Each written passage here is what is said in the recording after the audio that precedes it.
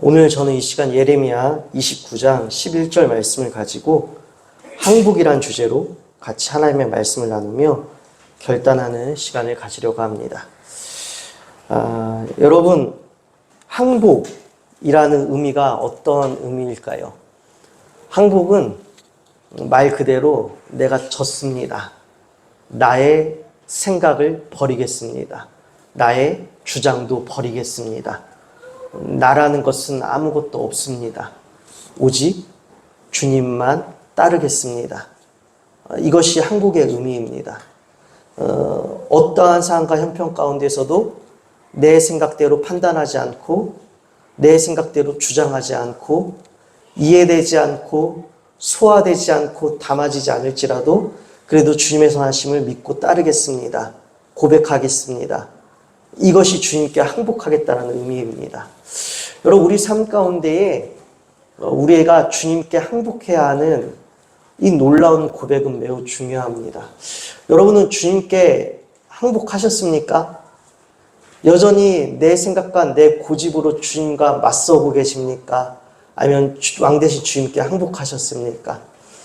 여러분, 우리가 주님께 항복해야 될 이유는 오늘 읽은 본문에 그대로 나와 있습니다. 한번 우리가 읽은 본문 읽어볼까요? 29장 11절이요. 여호와의 말씀이니라 너희를 향한 나의 생각을 내가 아나니 평안이요 재앙이 아니니라 너희에게 미래와 희망을 주는 것이니라. 아멘. 오늘 말씀에 보면 우리 주님 이렇게 말씀하십니다. 여호와의 말씀이니라 너희를 향한 나의 생각을 내가 아나니. 너희를 향한 나의 생각을 누가 하신다라고요?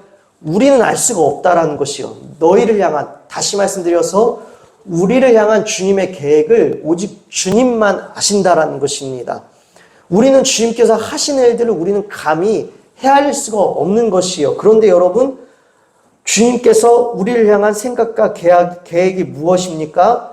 평안이요 재앙이 아니니라 너희에게 미래와 희망을 주는 것이니라. 아멘. 여러분, 우리 주님께서 우리를 일어나가시는 모든 순간순간의 상황들, 우리에게 순간순간 주시는 우리가 맞닥뜨려야 하는 상황들을 우리는 다 헤아릴 수가 없습니다.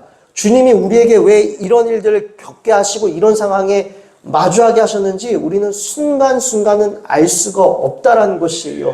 주님만 아신다라는 것입니다. 그러나 주님께서 우리에게 주시는 모든 이 상황들을 다 모아서 결국 그 끝 지점에 이르면 재앙이 아니라 평안이셨고 미래와 희망을 주는 것이다. 이것이 주님께서 우리의 삶을 계획해 주시는 마침표요 결론이라는 것입니다.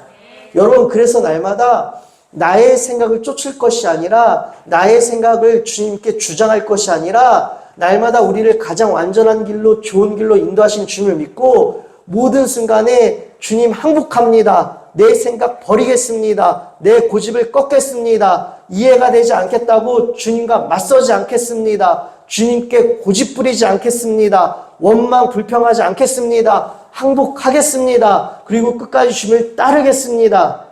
여러분, 이 항복의 고백이 날마다 주님 앞에서 회복되시기를 주님의 이름으로 축원드립니다. 주님은 반드시 우리를 소망의 자리로 인도해 주실 줄로 믿습니다.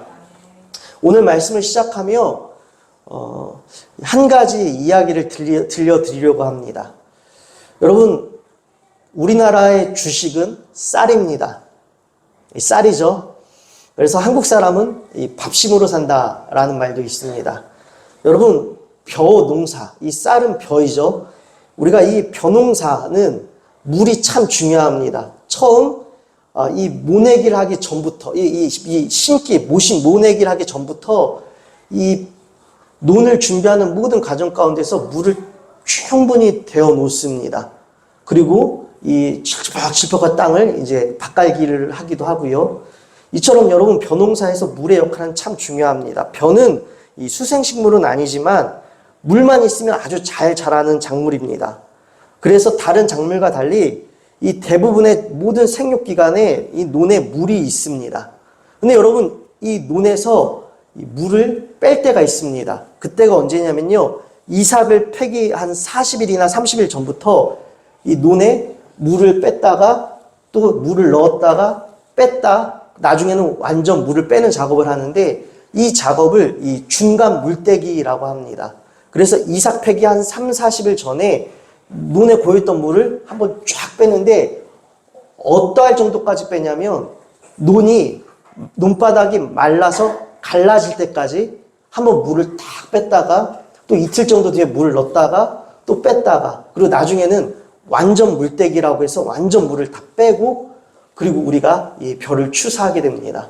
여러분, 근데 그럼 왜 중간에 이 벼는 물이 참 중요한 작물인데 왜 중간에 그냥 물을 빼는데, 물을 그냥 빼는 것도 아니고 논바닥이 말라 갈라질 정도로 물을 뺀다라고 합니다.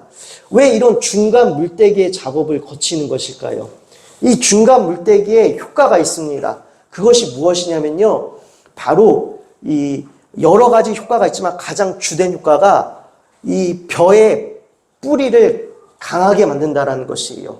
여러분, 물을 빼면은 어떻게 됩니까? 논바닥이 갈라질 정도로 물을 빼면요, 물이 없어져요. 그럼 여러분, 식물의 특성상 물이 필요하죠? 그럼 그 뿌리가 어떻게 하겠습니까? 물론 논이 마를 정도로 갈라질 정도로 물은 뺐지만 그 속에는 물이 이미 흥건히 고여 있었던 상태이기 때문에 그 밑에는 물이 저장이 돼 있습니다. 흙 속에 물이 젖어 들어가 있을 것이에요. 그럼 여러분, 이 벼의 뿌리가 어떻게 하겠습니까? 물을 찾아서 땅속으로 깊이 찾아 들어가겠죠. 여러분, 이 일을 위해서 물을 빼는 중간 물떼기 작업을 한다라고요. 왜요? 나중에 태풍이 오거나 바람이 몰아칠 때 벼가 쓰러지거나 누워지지 않고 이 뿌리가 땅속까지 깊이 들어가 잘 지탱할 수 있도록, 뿐만 아니라 이 논바닥이 갈라질 정도 물을 뺄 때 이 산소가 그 갈라진 땅 속으로 들어가 이 비료를 뿌렸던 이 땅의 어떤 질소 성분을 바꿔주어서 이 벼에서 헛된 이삭들, 여러분, 우리가 이 어떠한 열매, 과실 수두를 할 때 그 가지치기를 해주는 이유가 이 에너지나 영양분들을 한 곳에 몰아서 열매를 탐스럽게 맺기 위해서 우리가 가지치기를 하지 않습니까? 벼도 마찬가지라고 합니다. 이 중간 물떼기를 통해서 이 논바닥의 갈라짐으로 인하여서 산소가 공급되어서 벼에서 이 헛가지치기가 이루어지지 않고 이미 이 나달들을 맺은 곳에 더 풍성히 나달들을 좀 이렇게 결실하게 만들려고 그 모든 에너지들이 지금 맺혀진 나달로 가게 만들려고 이런 일들을 거친다라고 합니다. 여러분, 그래서 벼농사에 있어서 이 물을 빼주는 작업은 매우 중요하다는 것이에요. 근데 여러분, 제가 한번 이런 생각을 해보았습니다. 만약에 이 벼의 의인화를 해보는 것이죠. 벼의 생각이 있다라고 가정을 해봅시다. 여러분, 이 농부는 지금 누굴 위해서 이 물을 빼는 것입니까? 벼를 위해서 물을 빼는 것이잖아요. 그렇죠? 근데 만약에 벼가 혹여나 생각을 할 수 있는 의인화를 해보자라는 것이에요. 그럼 벼 입장에서는요, 이 농부의 마음을 헤아릴 수가 없으니까 어떠할까요? 농부가 원망스럽겠죠.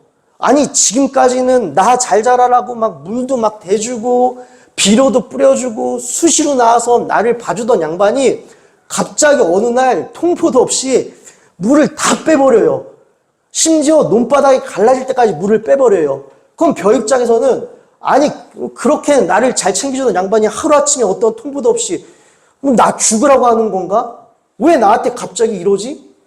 되게 당황스러울 것이고 놀랍고 두려울 것입니다. 왜요? 이 농부의 마음을 헤아릴 수가 없기 때문에, 농부의 마음은 알지 못한 채 지금 당장 자신의 자신이 처한 상황에서 이 자신의 이해 안에서 벼는 괴로울 것이고 당황스러울 것이고 또한 두려울 것이고 또한 농부를 향한 불만도 가득 올라올 것입니다. 원망도 생길 것입니다. 그러나 여러분, 결국 이 물떼기의 일은 누구를 위한 일이라고요? 결국은 벼를 위한 일이라는 것입니다.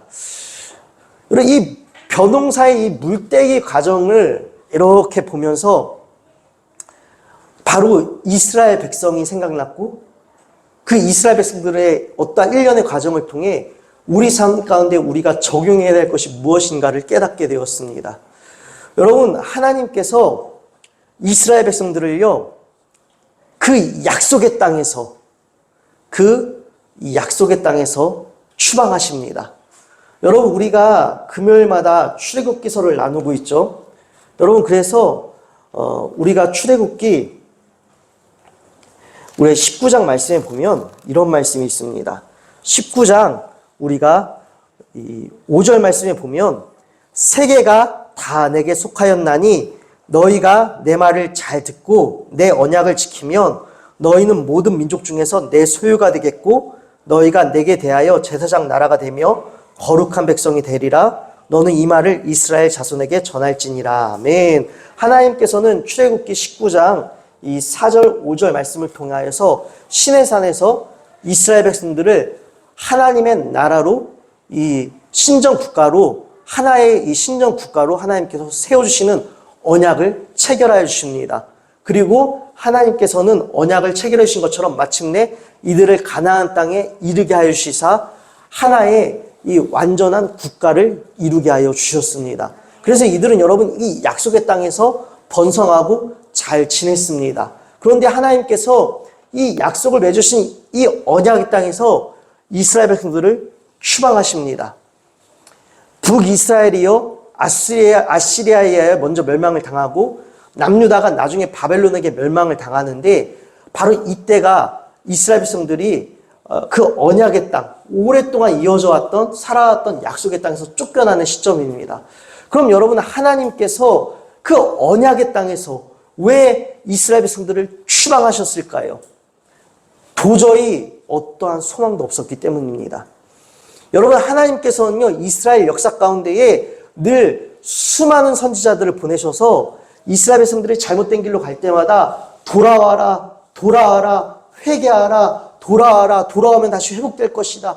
늘 그들을 포기하지 않고 하나님의 말씀을 들려주셨고 경고해 주셨고 깨닫게 해주셨습니다. 그러나 그럼에도 불구하고 이스라엘 백성들 들을 때도 있지만 듣지 아니할 때도 있었고요. 나중에 이 이스라엘 백성들이 특별히 남유다가 바벨론에 멸망할 시점에는요.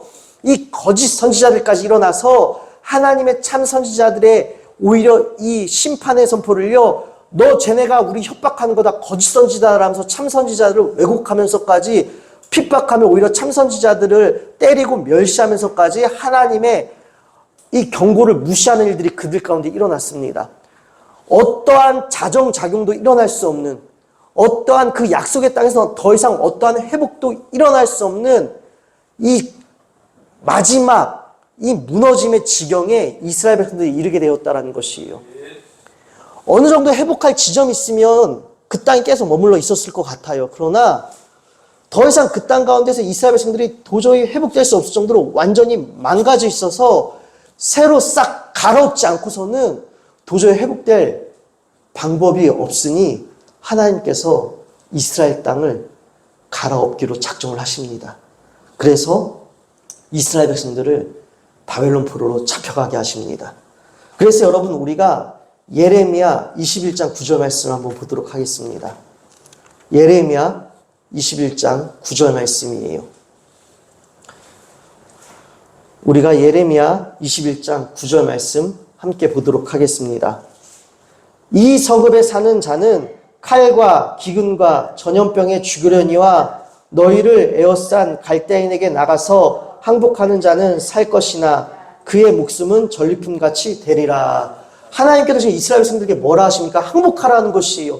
너희 지금 이 약속의 땅이 이제는 멸망할 날이 올 것이다. 갈대아는 바벨론을 뜻하는 것입니다. 바벨론 사람들이 쳐들어와서 이 땅을 먹을 것이다. 너희는 패배할 것이다. 그러니 바벨론의 포로로 잡혀가라는 것이에요.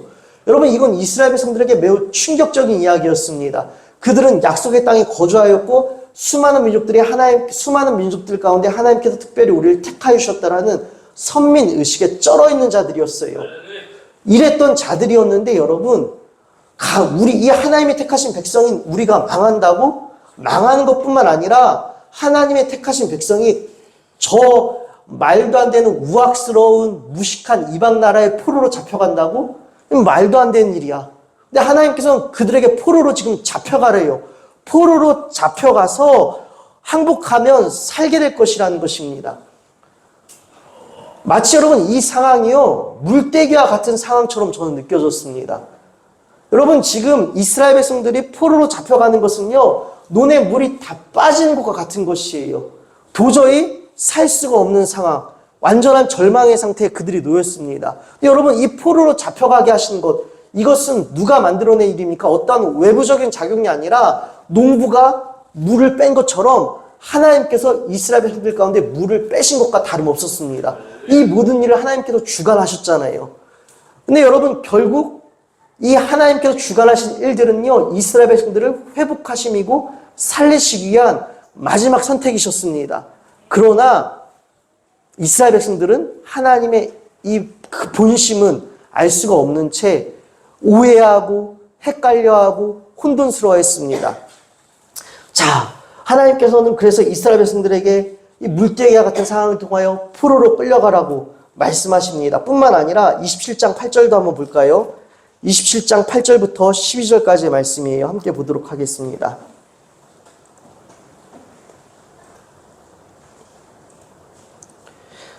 우리 예레미야 27장 8절부터 12절 함께 읽겠습니다. 여호와의 말씀이니라. 바벨론의 왕 느부갓네살을 섬기지 아니하며 그 목으로 바벨론 왕의 멍에를 매지 아니하는 백성과 나라는 내가 그들이 멸망하기까지 칼과 기근과 전염병으로 그 민족을 벌하리라. 너희는 너희 선지자나 복술가나 꿈꾸는 자나 술사나 요술자가 이르기를 너희가 바벨론의 왕을 섬기게 되지 아니하리라 하여도 너희는 듣지 말라. 그들은 너희에게 거짓을 예언하여 너희가 너희 땅에서 멀리 떠나게 하며 또 내가 너희를 몰아내게 하며 너희를 멸망하게 하느니라. 그러나 그 몫으로 바벨론의 왕의 멍에를 매며 그를 섬기는 나라는 내가 그들을 그 땅에 머무러 밭을 갈며 거기서 살게 하리라 하셨다 하라. 여호와의 말씀이니라 하시니라. 아멘. 여러분 12절까지 읽어보겠습니다. 27장 12절이요. 내가 이 모든 말씀대로 유다의 왕 시드기야에게 전하여 이르되 왕과 백성은 바벨론 왕의 멍에를 목에 메고 그와 그의 백성을 섬기소서. 그리하면 사시리라. 아멘. 여러분 21장 9절 말씀처럼 27장 8절부터 12절 말씀까지에서도 하나님께서 지금 이스라엘 백성들에게 무엇라 말씀하십니까? 바벨론에게 항복하라는 것이에요. 바벨론에게 항복해라. 마치 물떼기에 물이 빠지는 것 같은 상황 가운데에 너희가 그 상황을 수용하라는 것이에요. 뿐만 아니라 여러분 오늘 읽은 이 29장 3절부터 한번 읽어볼까요? 예레미야 29장 3절 말씀부터 함께 읽겠습니다. 유다의 왕 시드기야가 바벨론에게 보내어 바벨론의 왕 느부갓네살에게 가게 한 사반의 아들 엘리사야 힐기야의 아들 그마레폰으로 말하되 만군의 여호와 이스라엘 하나님께서 예루살렘에서 바벨론으로 사로잡히게 한 모든 포로에게 이와 같이 말씀하시니라. 너희는 집을 짓고 거기에 살며 텃밭을 만들고 그 열매를 먹으라. 아내를 맞이하여 자녀를 낳으며 너희 아들이 아내를 맞이하며 너희 딸이 남편을 맞아 그들로 자녀를 낳게 하여 너희가 거기에서 번성하고 줄어들지 아니하게 하라. 너희는 내가 사로잡혀 가게 한 그 성읍의 평안을 구하고 그를 위하여 여호와께 기도하라. 이는 그 성읍이 평안함으로 너희도 평안할 것임니라. 만군의 여호와 이스라엘 하나님께서 이와 같이 말씀하시니라. 너희 중에 있는 선지자들에게와 미혹되지 말며 너희가 꿈꾼도 곧 굳이 듣지 믿지 말라. 내가 그들을 보내지 아니하였어도 그들이 내 이름으로 거짓을 예언함이라. 여호와의 말씀이니라. 여호와께서 이와 같이 말씀하시니라. 바벨론에서 70년이 차면 내가 너희를 돌보고 나의 선한 말이 너희에게 성취하여 너희를 이곳으로 돌아오게 하리라. 아멘. 여러분 보십시오. 이 예레미야 29장 3절부터 말씀을 보면요. 잡혀갈 뿐만 아니라 잡혀간 그 땅에서 어떻게 하라고 하십니까? 잡혀간 그 땅에서 어떻게 하면 우리가 빨리 다시 예루살렘으로 돌아갈까 이것이 아니라 잡혀간 그 땅에서 결혼하고 열심히 논밭 가꾸어서 그 땅에 정착해서 살라라는 것이에요. 이거 도저히 이스라엘 백성들에게는 말도 안 되는 상황이에요. 왜요, 여러분? 계속 포로의 땅에서, 포로로 잡혀간 그 땅에서 지금 포로로 열심히, 포로의 신분으로 열심히 잘 먹고 잘 살라라는 것이에요. 여러분, 포로의 땅에서 결혼해서 자녀 낳으면 나의 자녀도 바벨론의 포로밖에 더 되지 않겠습니까? 여러분, 이것은 계속해서 절망을 낳는 행위 가운데에 너희가 그 절망을 낳는 행위를 열심히 그냥 절망을 낳는 일을 위하여 열심을 내라는 것이요. 도저히 이스라엘 백성들에게는 하나님께서 하시는 말씀들이 이해가 되지 않는 그러한 참담한 일들입니다. 마치 이 논의 물때기처럼 농부의 심정은 알 수가 없는 이 벼의 심정처럼 그저 논바닥이 짝짝 갈라지는 이 일들이 그들 가운데 지금 일어났다라는 것입니다. 그런데 여러분, 하나님께서 이들의 이 나라의 이 국경을 무너뜨리고 이들의 물을 빼신 이유가 무엇이었겠습니까? 바로 이들의 뿌리가 여호와 하나님을 찾아 들어가게 하기 위함이었습니다. 여러분, 결국 이 일로 인하여서 어떠한 일들이 일어나기 시작하는지 아십니까? 그 약속의 땅에서요, 수많은 선지자들을 보냈지만 이 약속의 땅에서 이스라엘 백성들은 하나님의 말씀을 듣지 않았습니다. 그들은요, 오히려 하나님의 선지자들을 멸시하고 때리고 무시했습니다. 그러나 비로소 포로로 잡혀간 그 땅에서 여러분, 그들이 비로소 어떻게 합니까? 마치 물이 빠진 그 땅에서 벼들이 물을 찾아 더 깊이 뿌리를 내렸던 것처럼 그들이 세상으로 향했던 뿌리가, 우상들을 향하였던 뿌리가 여러분, 비로소 하나님께로 그들이 향하기 시작합니다. 그래서 여러분, 그들이 그 포로로 잡혀간 그 땅에서 말씀이 회복되는 일들이 일어납니다.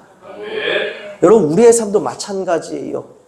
여러분, 우리도요, 물때기의 상황처럼요, 하나님께서 우리에게 행하시는 일들이 도저히 이해가 되지 않고 선하신 하나님이시라면 나에게 이렇게 할 수가 없습니다라면서 하나님의 섭리를 담아낼 수도 없는, 수용할 수도 없는 상황을 마주할 때도 있을 것이에요.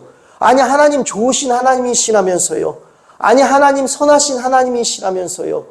왜 도대체 나한테 이런 일들을 벌이십니까? 왜 나를 이런 상황 가운데 빠지게 하십니까? 이러고도 하나님 선하신 하나님 맞으십니까? 좋으신 하나님이 맞으세요? 여러분, 우리도 이런 상황 가운데 놓일 때가 있다는 것이에요. 마치 이 벼가 자기를 여태껏 잘 돌봐주던 농부가 순간 물을 빼어서 그 벼를 곤란하게 만들었던 것처럼 우리도 그처럼 똑같이 느낄 때가 있다는 것이에요. 여러분, 그때 우리가 해야 할 일은요, 주님께 항복하는 것입니다.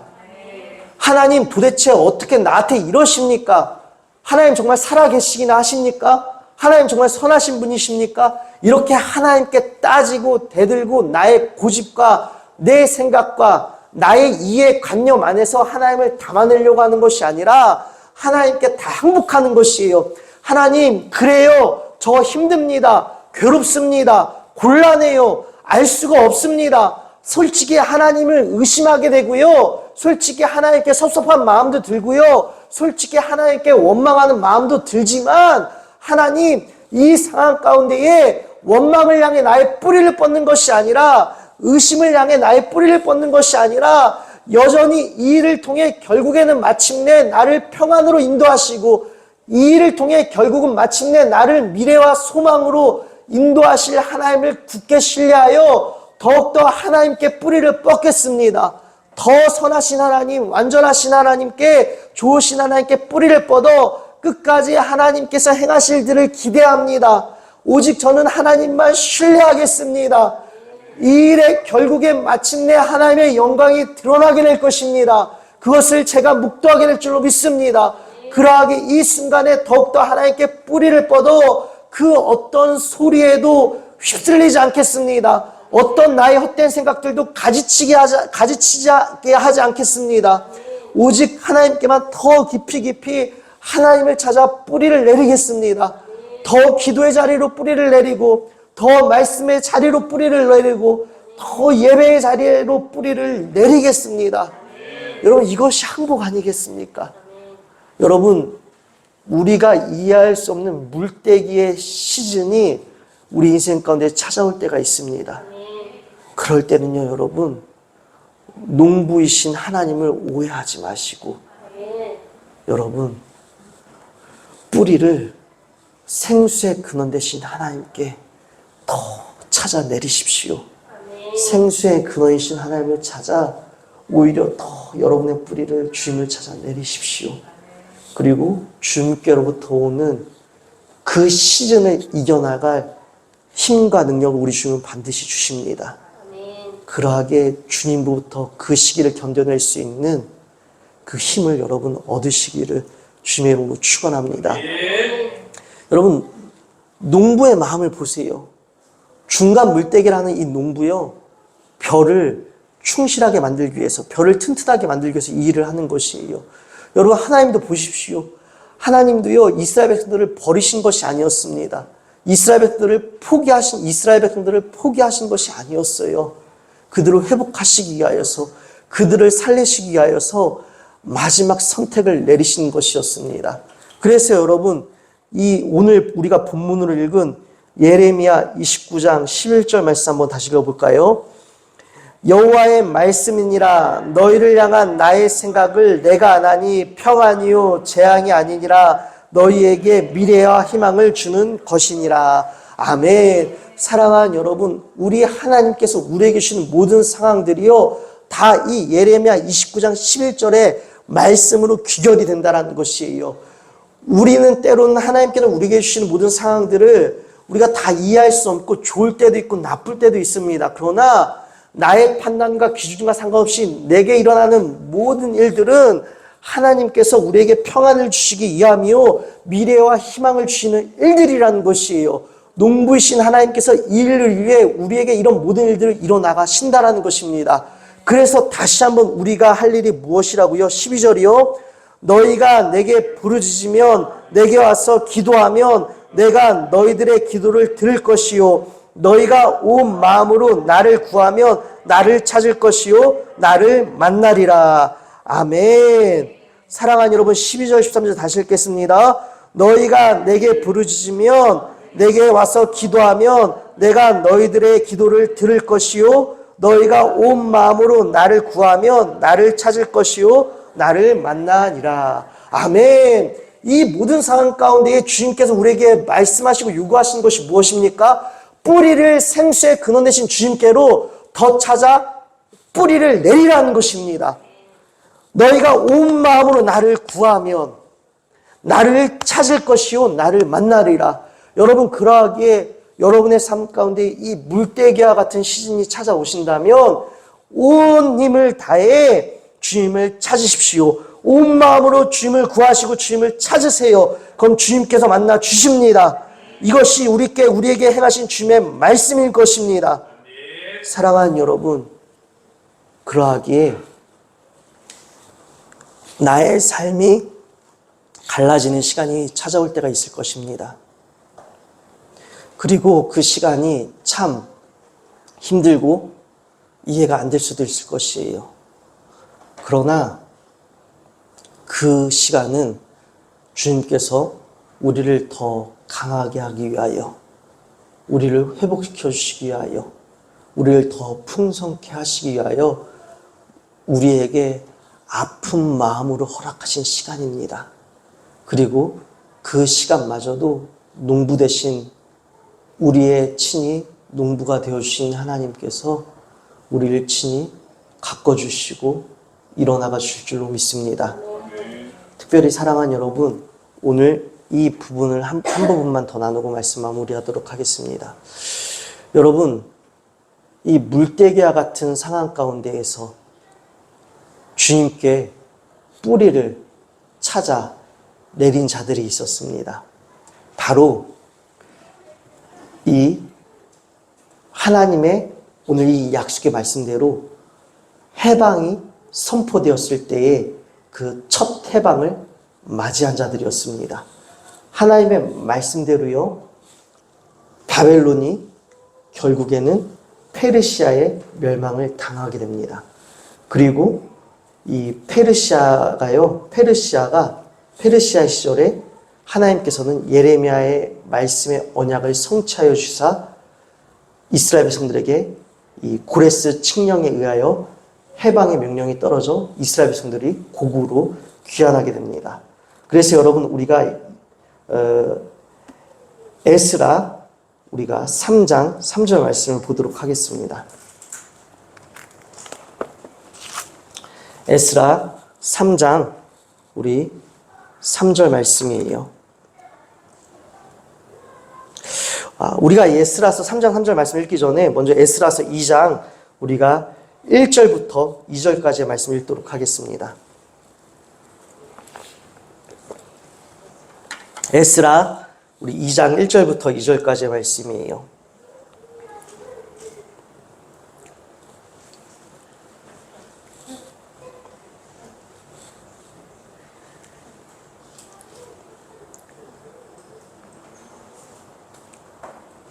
에스라서 우리 2장 1절부터 2절까지 말씀입니다.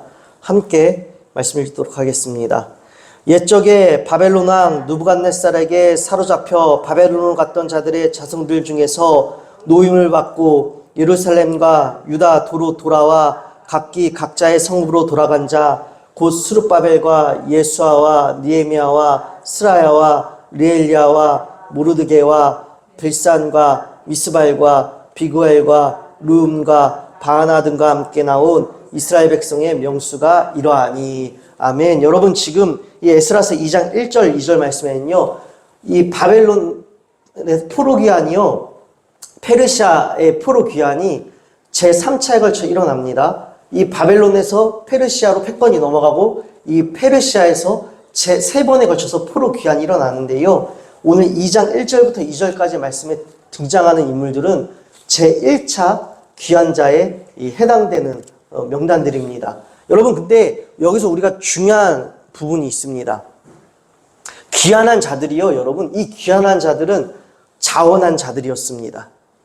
뽑힌 자들이 아니라 자원한 자들이었어요. 여러분 물론 그들이 포로의 신분이었긴 했지만 바벨론과 페르시아로 넘어오면서부터 좀 관대해진 어떠한 분위기가 형성이 되었고, 페르시아는 당시 풍족한 나라였기 때문에 물론 포로의 신분일지라도 이미 페르시아 땅에서 그들은 자녀들을 낳았고 결혼을 하였고 집을 어쨌든 만들었고 자신들의 삶의 터전을 갖고 놓았습니다. 여러분 비록 저 식민지의 땅이었지, 비록 포로제의 땅이었지만 자신들의 삶의 터전을 일구고 거기서 오랜 시간 지내왔어요. 여러분 그 오랜 시간 삶의 터전을 안정적으로 갖고 온 그곳에서 다시 개척자의 마음으로 불모지로 돌아간다는 것. 물론 예루살렘이 하나님의 약속의 땅이긴 하였지만 다시 그 불모지로 돌아간다는 것이 여러분 쉬운 결단이었겠습니까? 왜냐하면 그 땅엔 지금 다른 민족들이 살고 있어요. 우리가 원래 살고 있었던 땅이었지만 잡혀온 그 시간 동안 수많은 이방 민족들이 예루살렘에 자리를 잡고 터전을 가꾸고 70년의 시간 동안 살고 있었다는 것이에요. 여러분 그렇다라고 한다면 얼마나 많은 위협과 또한 당황해야 될 일들이 기다리고 있겠냐라는 것이요. 계산하지 못할 이 어떠한 변수들도 정말 이 마치 지뢰처럼 존재하고 있었을 거란 말입니다. 이미 다 갖고 놓았어요. 그런데 다시 또 가서 새롭게 가꾸기 시작해야 되는데 마치 지뢰밭과 같은 그곳에 가서 가꾸다가 언제 터질지 모르는 변수들 가운데 일들을 도전해야 되는 거 쉽지 않은 일입니다. 그러나 이들은요, 이 쉽지 않은 시간 가운데에 뿌리를 주님께로 향해 내렸습니다. 주님을 찾아 뿌리가 마치 물을 찾아가듯이 주님을 찾아 자원하여 결단하여 나갔습니다. 그리고 여러분 우리가 에스라 3장 3절 말씀 한번 읽어볼까요? 에스라 3장 3절 말씀입니다. 함께 읽도록 하겠습니다. 무리가 모든 나라 백성을 두려워하여 제단을 그 터에 세우고 그 위에서 아침 저녁으로 여호와께 변제를 드리며. 아멘. 여러분 이 에스라 3장 3절을요 제가 3번역으로 봉독해 드릴 테니 잘 들어주시면 감사하겠습니다. 그들은 그 땅에 사는 백성들이 두렵기는 하지만 제단이 서 있던 옛터에 제단을 세우고 거기에서 아침 저녁으로 주님께 번제를 드렸다. 아멘. 여러분 지금 그 주님을 찾아 뿌리가 물을 찾아가듯이 주님을 찾아 뿌리를 내린 약속을 따라간 이들이요, 그들이 그 땅에 사는 백성들이 두렵기는 하지만 제단이 서 있던 옛터에 제단을 세우고 옛적에 하나님께 예배를 드리던 제단이 서 있던 그 무너진 제단을 다시 세우고 아침 저녁으로 번제를 드렸다는 것입니다. 근데 여러분 중요한 것은요, 그 땅에 사는 이방 백성들이 두렵기는 하지만 다시 무너진 제단을 세웠다는 것이에요. 여러분, 무너진 제단을 다시 세웠다는 것은요, 우리는 하나님께서 다스리시는 신정 국가입니다. 우리는 하나님의 나라입니다. 이들이 다시 그 땅에서 그 땅의 주권과 그 땅의 영토와 그 땅의 모든 이스라엘의 정체성을 회복하는 이 일들을 예배로 시작했다는 것이에요. 예배는 이스라엘 백성들의 정체성이었습니다. 그럼 여러분, 이방 백성들이 이 일을 보고 가만히 있었겠습니까? 그들 역시 이 낯선 땅으로 이주해 와서 그동안 이 땅에서 자리를 잡았단 말입니다. 그런데 원주민들이 찾아와서 그들의 정체성을 찾는 상징적인 행위인 하나님께 예배를 드려요. 그럼 여러분, 다시 이스라엘 백성들이 그 땅을 차지하기 시작하면 이들은 또 쫓겨나야 되는 것이에요. 그러니까 이 이방 백성들이 어떻게 합니까? 당연히 이스라엘 백성들에게 생명의 위협을 가할 수도 있고, 또한 직접적인 목숨의 위협이 노출되는 상황에 놓일 수도 있었을 것입니다. 그러나 그 땅에 사는 백성들이 두렵기는 하지만 그럼에도 불구하고 이스라엘 백성들은 무엇을 했습니까? 뿌리를 주님께로 내려 예배를 드리기 시작했습니다. 여러분, 이것이 바로 결과의 열매라는 것입니다. 여러분, 그들이 두려웠음에도 불구하고 이 예배의 행위를 회복할 수 있었던 이유가 무엇입니까? 사람이 낼 수 없는 힘을 하나님께서 주신 것입니다.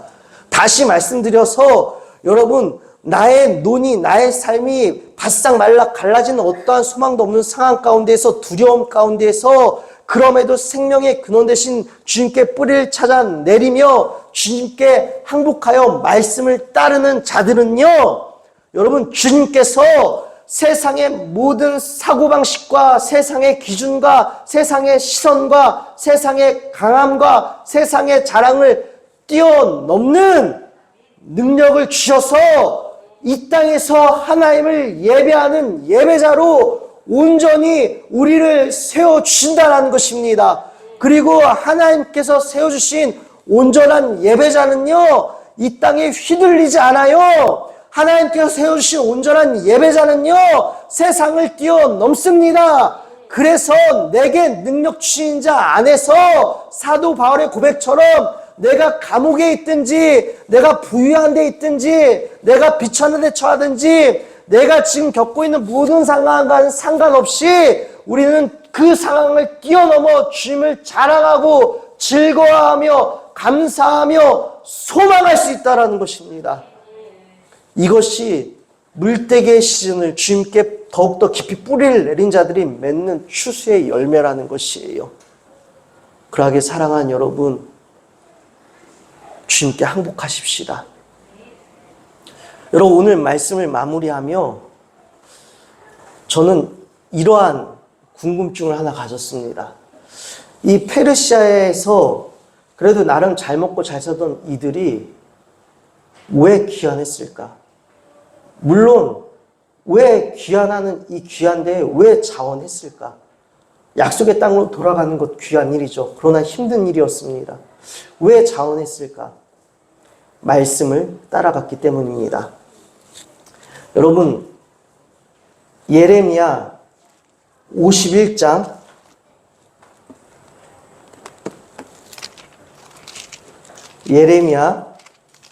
51장이에요.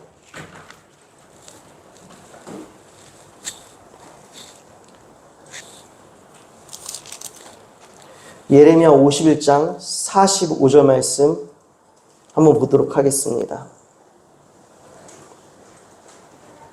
예레미야 51장 45절부터 한번 우리가 보도록 하겠습니다.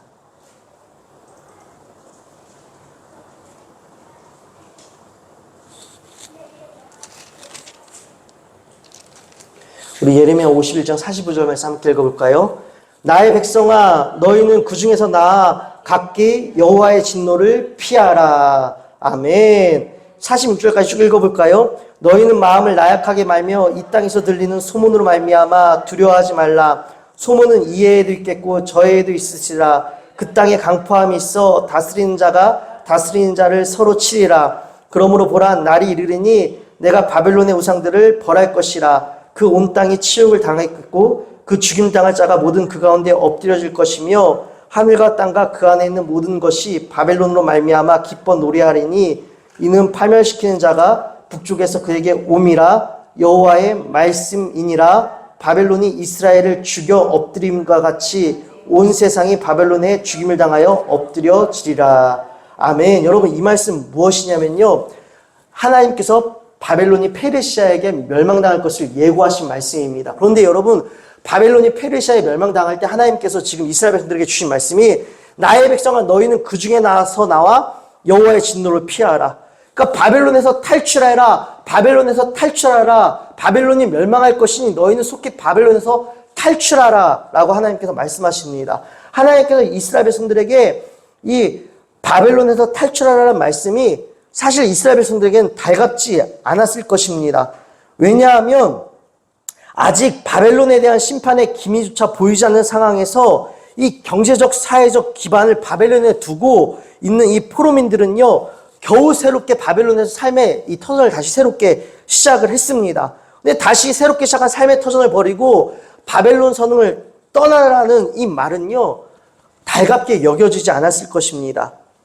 그런데 여러분, 이 말씀은요, 단순히 이 떠나라, 그냥 삶의 터전에서 떠나라는 것이 아니라 이 바벨론 땅에서 바벨론 사람들이 우상으로 섬기고 있는 이 마루둑이라는 우상이 지배하고 있는 이 영적인 영역으로부터 벗어나라는 의미도 내포되어져 있는 것입니다. 다시 말씀드려서 너희가 이 세상의 안락함으로부터 저 우상을 숭배하는 이곳으로부터 떠나라는 것이었어요. 안주하지 말라라는 것이었습니다. 마치 물이 가득 담겨져 있어서 여기가 좋은 것처럼 느껴지지만 이 물이 빠진 곳으로, 이 마치 논바닥이 갈라진 이 상황인 곳으로 너희가 찾아 들어가야 된다는 것이에요. 여러분, 이 말씀은요, 페르시아 시절에 1차 귀환대의 사람들에게도 기억되어졌을 것입니다. 동일하게 적용되는 상황이었어요.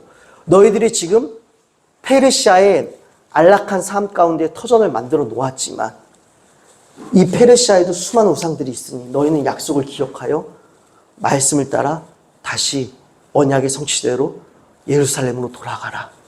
여러분, 이들은 안락함을 추구하지 않고 어떻게 하였습니까? 말씀을 따라갔습니다. 그 말씀을 따라간 곳이 마치 물이 하나도 없는 갈라진 논바닥과 같은 지경이었지만 오히려 그곳으로 찾아 들어가 뿌리를 내리고 그 뿌리를 오직 주님께로 더 찾아 들어갔더니 어떠한 열매를 주셨더라고요? 뛰어넘는 완전한 예배자의 능력이 무엇인지 그들로 하여금 경험하게 해주셨다는 것입니다. 사랑하는 여러분, 말씀 정리합니다.